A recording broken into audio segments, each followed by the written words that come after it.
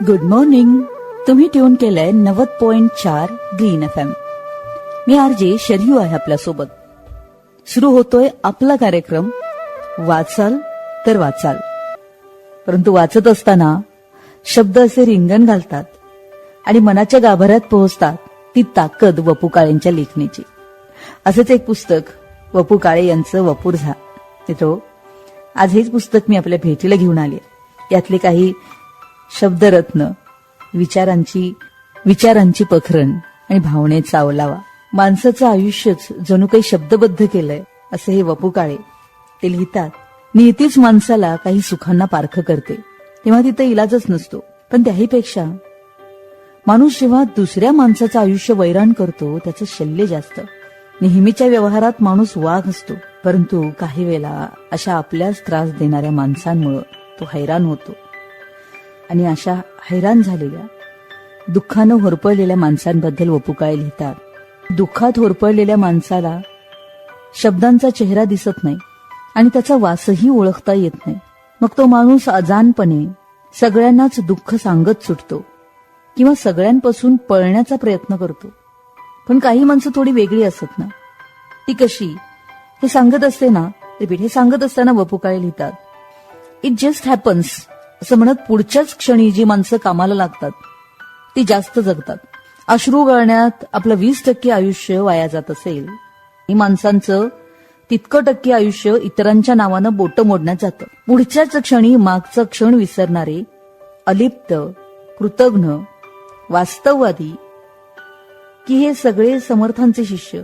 मरे एक त्याचा दुजा शोकवा आहे, अकस्मात तोही पुढे जात आहे. 11 शब्दात समर्थांनी सगळं उकलून दाखवलं. सेवानिवृत्तीबद्दल सुद्धा वपू काळे फार भारी लिहितात. ते म्हणतात की सेवानिवृत्तीनंतर अनेकांची अवस्था बघवत नाही, कुत्र विचारत नाही नंतर. पण काही माणसांचा मान टिकतो, पूर्वी इतकाच. कारण ते अधिकार पदावर असताना सोसायटीनं त्यांना जेव्हा सलाम केला तेव्हा तो खुर्चीला नव्हता आणि युनिफॉर्मलाही नव्हता. ती मानवंदना मिळायची ती युनिफॉर्म मधल्या आतल्या माणसाला. काही माणसं खुर्चीचा आणि युनिफॉर्मचा उपयोग फक्त दरारा बसवण्यासाठी, फायद्यासाठी करतात. त्यांची घरं शांत, तृप्त असतात. वाममार्गानं पैसा मिळवायला कधी कधी बायकाच नवऱ्यांना भरीस पाडतात. ऐशारामाचा प्रथम मोह होतो तो स्पर्धेतून, नथिंग एल्स. तसा माणूस हा नेहमी एकटाच असतो. म्हणूनच हवी असते एक सोबत, जिला मनातली सगळी स्पंदनं समजतील, आकांत कळेल, आक्रोश उमगेल, महत्वाकांक्षा पेलेल अशी हवी असते. आयुष्यातली ही मोठी गरज नियतीनं भागवल्यावर माणसाचं समाधान व्हायला हवं. पण नाही, एकमेकांचं एकमेकांवर जीवापाड प्रेम आहे हे आणखीन कुणाला तरी समजावं असं त्याला वाटतं. असं का? ह्याला उत्तर नाही. या पुस्तकातलं प्रत्येक पान मानवी भावभावनांच्या गुंत्याने दाटलेलं आहे. जीवनाविषयक तत्वज्ञान आहे, पण त्याचबरोबर मानवाच्या आत, काळजात काय घडत असतं, बिघडत असतं हे अगदी अचूक टिपण्याचं सामर्थ्य वपू काळे यांच्या लेखणीला लाभलंय. त्यांचंच पुस्तक वपुर्झा.